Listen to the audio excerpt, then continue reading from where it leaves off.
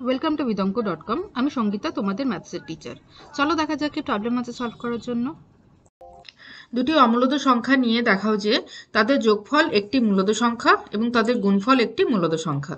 ঠিক আছে, তো তাহলে দুটো অমূলদ সংখ্যা আমরা নিই। অমূলদ সংখ্যা ধরি √2 আর -√2। ওকে, আচ্ছা, তো এবার এদেরকে যোগ করি। এদের যোগফল কি হবে? যোগফল হবে √2 প্লাস -√2।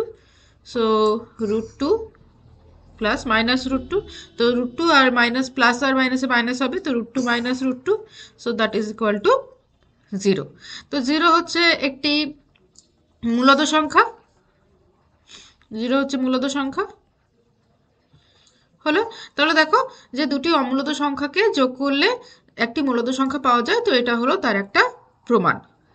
ওকে, আচ্ছা, এবারে আমরা এই দুটো মূলদ সংখ্যাকে গুণ করব। তো গুণ করে দেখব যে তারা এই দুটো অমূলদ সংখ্যাকে আমরা গুণ করব। তো গুণ করে দেখব তাদের গুণফল মূলদ সংখ্যা হয় কিনা। তো বিতে দেখো, তাহলে এবার গুণ করব গুণফল। তো গুণফল is equal to √2 into √2, so that is equal to √4। তো √4 মানে কত? +or-2। ঠিক আছে, তো +or-2 মানে তো সেটাও একটি মূলদ সংখ্যা। ঠিক আছে, তো তাহলে দেখো আমরা পেলাম কি, যে দুটো অমূলদ সংখ্যাকে আমরা গুণ করলাম, তো গুণ করে আমরা মূলদ সংখ্যা পেলাম। তো এটা হলো তার প্রমাণ যে দুটো অমূলদ সংখ্যা গুণ করলে মূলদ সংখ্যা পাওয়া যায়। Okay, thank you for watching vidonko.com।